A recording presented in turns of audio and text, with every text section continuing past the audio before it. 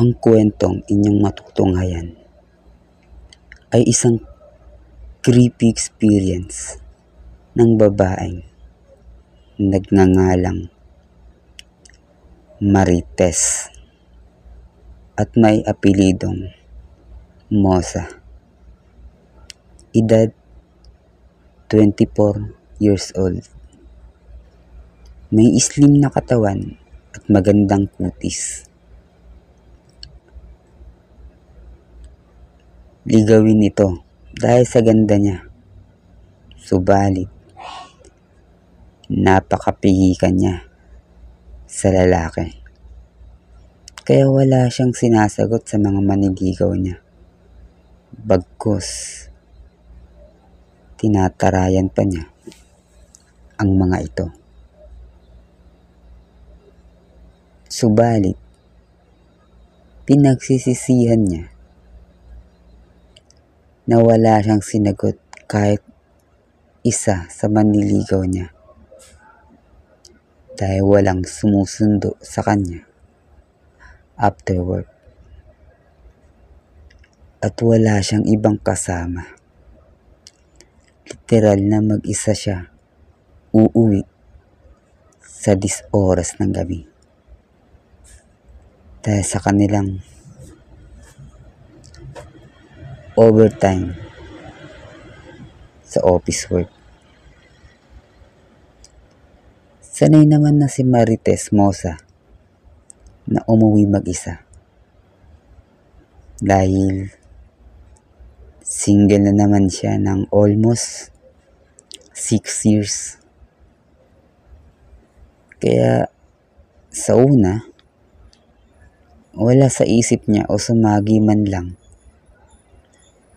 ang kung ano mang kababalagan na mangyayari sa gabing iyon. Nagawa pa niyang mag-headphone at nag-play ng music habang naglalakad sa isang madilim na kalsada na madalas naman daanan ng mga tao kapag umaga. Pero tuwing sasapit ang gabi, madalang na ang dumaraan ng mga tao rito dahil sa takot nilang ma-hold up sa dilim ng lugar ng kalsadang iyon na kailangan daanan naman para makarating sa isang terminal. Lagi naman itong nadadaanan ni Marites Mosa. Kaya normal na lamang sa kanya ang lakarin itong mag-isa. Subalit, sa gabingang iyon, makakaranas ng nakakahilakbot na pangyayari si Marites Mosa at magsisimula ang lahat ng yun sa biglaang pagkalobat ng cellphone ni Marites Mosa. Nalobat? Hindi ko nga pala na-charge to sa office kanina. Sa sobrang busy ko sa work.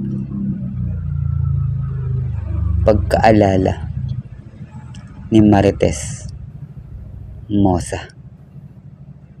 Sa pagkalobat ng sipi niya, namayani na ang katahimikan sa kanyang paligid. Yabag lang ng paa niya at kanyang sariling paghinga ang kanyang nadidinig. Sa araw-araw na paglalakad niya rito sa kalagitnaan ng gabi, ngayon lang niya naranasan maglakad nang walang tumutugtog na kanta sa headphone niya.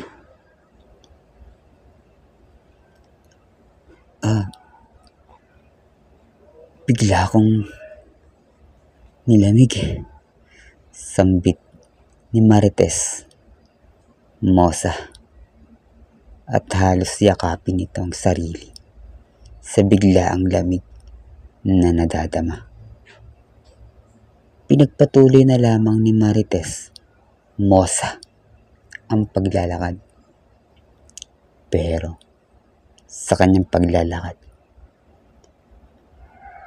parang may kakaiba pang nangyayari. Parang may mali. Parang may hindi tama. Sambit sa sarili ni Marites Mosa habang pinagpapawisan na siya ng malamig. Tanda na, kinikilabutan na siya sa kanyang mga nadarama.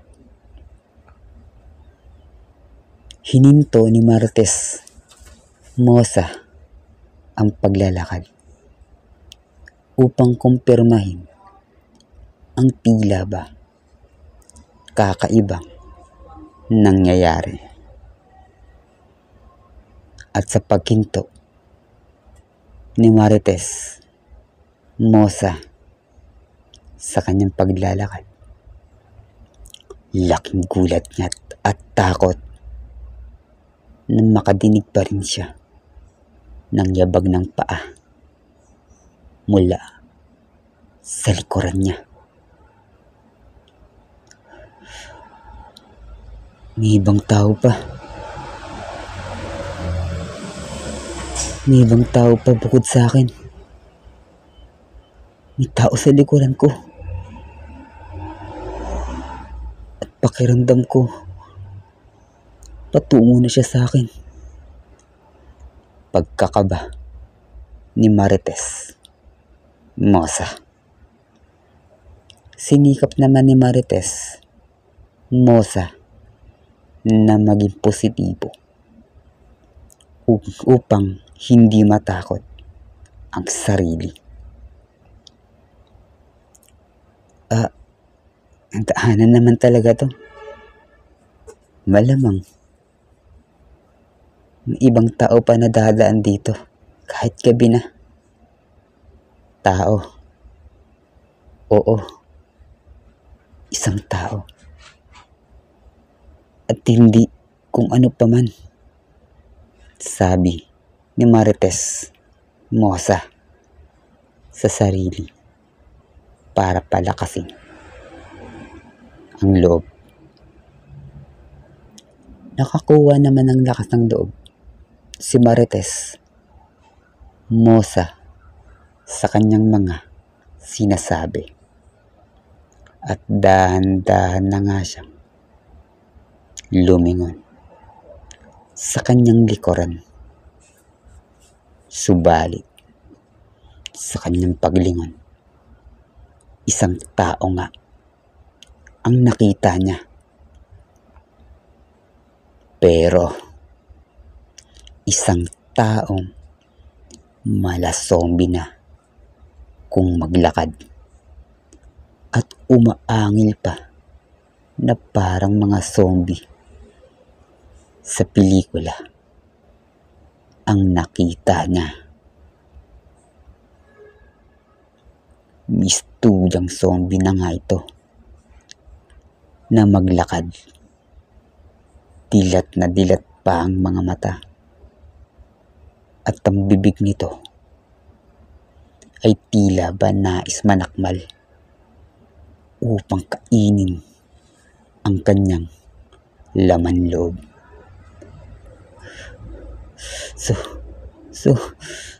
Zombie! Pagkatakot ni Marites Mosa, sabay karipas na ng takbo. Hindi pa rin niya maiwasan mapalingon habang tumatakbo, at ang lalaki ay patuloy pa rin sa paglalakad na parang zombie. Subalit mabagal lamang ito. Tulong! Tulong! Paghingi ng saklolo ni Marites Mosa.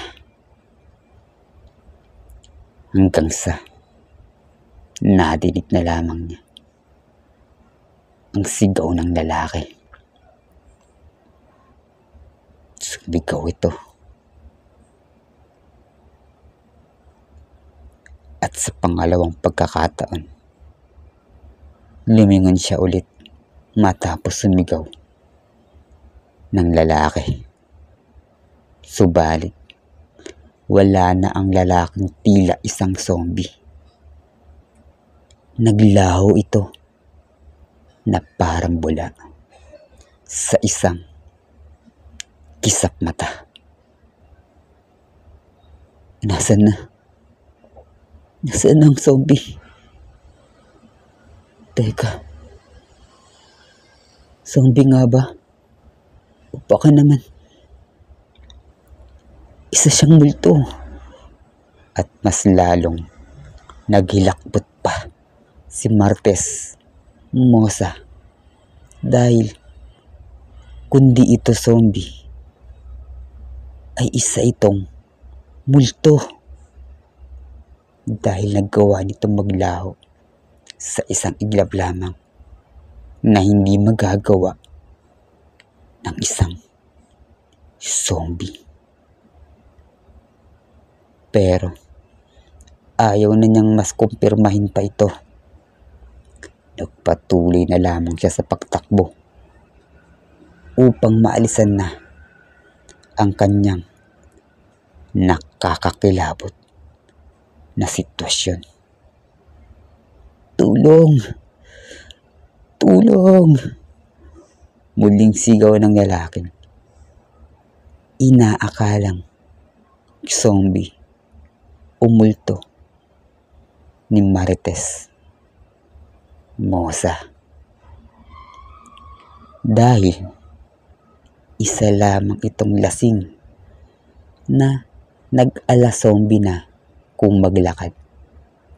At kaya naman ito biglang naglaho dahil nahulog ito sa nakabukas na imbornal sa madilim na kalsada.